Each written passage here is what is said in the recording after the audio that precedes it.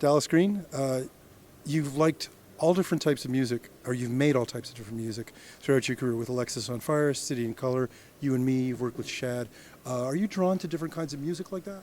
Yeah, always have been. I think people that are in my age group, we're sort of children of reference, you know? Like, I grew up in the 80s and the 90s, so there was all of this wealth of music that I was able to pick from and pick my favorite moments from. You know, it's not like I had to invent rock and roll or invent hip-hop, or all of that was there for me to listen to. So from a very young age, I just was very open-minded. I've always liked lots of different sounds, lots of different styles. I think that by pigeonholing your ears, you're sort of pigeonholing like yourself into a corner that you shouldn't, you know. When we talked to you for the 2011 cover story for Words and Music, one of the things you said is that you're kind of more drawn towards minor chords and more melancholy kind of approach. Do you find that still true, or is that changing at all? No, I think it's still true. There's, you know, I've written a couple of songs, I guess, that have a little bit more of a bounce to them, but I think maybe it's just the voice that I have and the way I play the guitar, you know.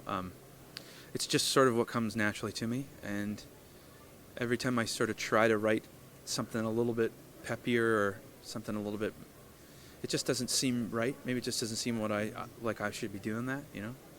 Do you find that people, because your music is sometimes a little more on the melancholic side, think that you're a melancholy person because of that? Yeah, and I think that they would be very correct in their assumption, because I dwell. I'm a dweller. Just by nature, I don't know, and that's probably why my music is the way it is, because I should be really happy. I should be the happiest guy in the world, but I'm not, and I don't know why. And I guess I'm just like most people, you know, you try to figure it out, and I just get to sing about it. So, well, maybe singing is one of the ways to figure it out. Absolutely, yeah. I understand that you're more of a melody first kind of a guy. Yeah, definitely. I just words to me are the hardest part, just because I have very little faith in myself. And I feel very strongly about the things that I really like, and every time I hear something that I really like, it makes me hate what I do. So then I really have to like focus and make sure I'm doing what I think is the best thing I can possibly do at that moment. But singing and playing guitar is sort of something I just do all the time, and I'm not that hard on myself when it comes to just goofing around. But then because of that, melodies stumble out, and then I start trying to figure out how I want to complain this time about myself. I'm thinking that the work that you've done with Pink and You and Me has been really liberating in that regard, because it's not so much all about you. Yeah, it was a really wonderful experience for me to. A lot of the time when I'm listening back with something I've done, I can't help but just hear me, and I analyze it a little too strongly. Whereas with that, it was almost like I was able to become a fan of it, because I was able to just listen to her and think about it as I was just a fan of it, you know, and watching her sing and like, yeah, watching her write the way she does. It was a really, really wonderful experience. And it came together so quickly. Like within a week, you guys had done an album, and that's kind of a record in a way. The good thing that happened was I've always got little bits and pieces of songs, and with Alicia, she is just a speed writer. Like, I think a lot before I write down stuff.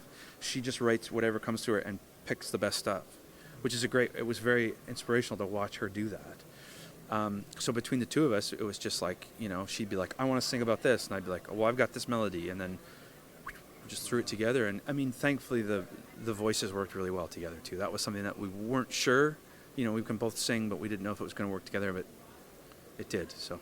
Totally. You guys sound wonderful together. Really, really nice combination of voices. I understand that you had, until writing with Alicia, that you'd never written a song with anybody else. No, I mean, with Alexis on Fire, we wrote the songs together, but that's more, you know, we're a bunch of kids from St. Catharines playing Screamo. It wasn't like, I had never just sat down and with another songwriter and just tried to like write a song for anyone, or, you know, I'd never been in an environment like that. So I was a little nervous, you know, especially because that's what she knows, that's the world she comes from. But I think because of our friendship was already there, it was more like just hanging out, and we just happened to both be songwriters. You know, so I'm not sure if I could do it in a different situation. but I've never been in that situation, so I don't know the answer. I think the common point between you and her is that you guys come from a place when you're writing of incredibly authentic emotional space, like an emotional authenticity that you don't find around too much these days. Yeah, I mean, we've both sort of made a career off of being pretty open book, so there was no holding back on, like, you want to write a song about your relationship with your mom, I'm in. I do that all the time, so I think because our songwriting, as much as we are from completely different, sides of the musical spectrum, we approach it the same way, like you said. So it just worked out. It was a match made in heaven kind of thing. So you're winning the National Achievement Award tonight. How are you feeling about that? It's great. I mean, for me, I've never really put a lot of stock in like the idea of getting an award for something, just because I'm a pretty even keel kind of guy, So if you sort of get used to that idea, or if you look to like, I want to write a song so I'll be given something in the future, then that's sort of what you're writing for, and I don't want to do that. So, but it's always wonderful to be appreciated for something that you care deeply for. Any advice for young songwriters? Well, I think what we were talking about earlier, just maybe listen to everything and find something that you like in everything, and then just try to, I think that it's good to emulate what you like in the beginning, but then just try to take what you need from everything and build, be true to yourself and build your own vibe, I guess. Thank you so much, Dallas. Congratulations again. Thank you. I appreciate it.